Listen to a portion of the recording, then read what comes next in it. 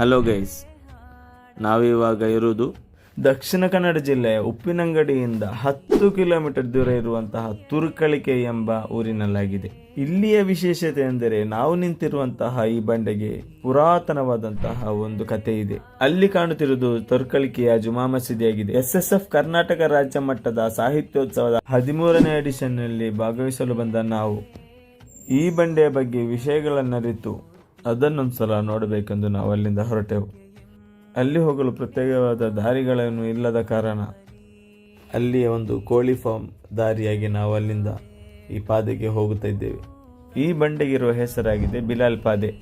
ಹಲವಾರು ವರ್ಷಗಳಿಗಿಂತ ಮುಂಚೆ ಈ ಬಂಡೆಯು ತುಂಬ ಸಣ್ಣಗಾಗಿರುವಂತಹ ಒಂದು ಬಂಡೆಯಾಗಿದ್ದು, ಈ ಬಂಡೆಗೆ 3 ಸುತ್ತುವಷ್ಟು ದೊಡ್ಡದಾಗಿರುವಂತಹ ವಿಷದ ಹಾವು ಬಂದು ಜನರಿಗೆ ಉಪದ್ರವವನ್ನು ಮಾಡುತ್ತಿದ್ದರಿಂದ ತುರ್ಕಿಯಿಂದ ಬಂದಂತಹ 7 ಜನ ಮಹಾತ್ಮರು ಅವರ ಕುದುರೆಗಳನ್ನು ಬದಿಗಿಟ್ಟು ಇಬಾದತಿಗಾಗಿ ಆಯ್ದ ಸ್ಥಳವಾಗಿದೆ ಇದು.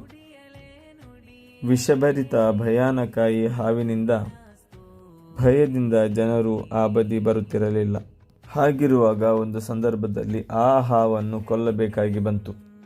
ಕೊಂದ ಹಾವಿನ ತಲೆಯಲ್ಲಿದ್ದ ವಿಷದಿಂದ ಅವರ ಬಳಿ ಇದ್ದ ಕುದುರೆಗಳು 6 ಕಿಲೋಮೀಟರ್ ದೂರವಿರುವಂತಹ ಕುದುರಡ್ಕ ಎಂಬ ಸ್ಥಳದಲ್ಲಿ ಬಿತ್ತು. ಒಂದು ಸಲ ಬಂಡೆಯ ಸುತ್ತಲೂ ತುರ್ಕಳಿಕೆಯ ಬೆಂಕಿ ಹೊತ್ತಿದ್ದು, ಈಗ ತುರ್ಕಳಿಕೆಯ ಮಸೀದಿಯ ನಿಲ್ಲುವಂತಹ ಸ್ಥಳದಲ್ಲಿ ಮಾತ್ರ ಬೆಂಕಿ ಹೊತ್ತದೇ ಇರುವುದರಿಂದ ಅಲ್ಲಿಯ ಜನರು ಅದನ್ನು ಗೌರವಿಸಿ ಅಲ್ಲಿರುವ 3 ಮಹಾತ್ಮರುಗಳ ಜಾರಗಳನ್ನು ಪ್ರತ್ಯೇಕವಾಗಿ ಪರಿಗಣಿಸಲಾರಂಭಿಸಿದರು.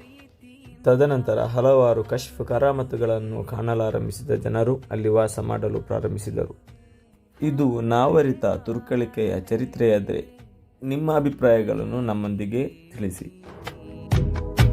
ತುರ್ಕಳಿಕೆಯ ಪುಣ್ಯ ಸೊತ್ತು ಸಂತಸವ ತಂದ ಹೊತ್ತು, ನಾಡ ತುಂಬಾ ಪ್ರೀತಿ ಮುತ್ತು ಮಹಾನಾರ ಕರಾಮತ್ತು ಹಯಾತುಲ್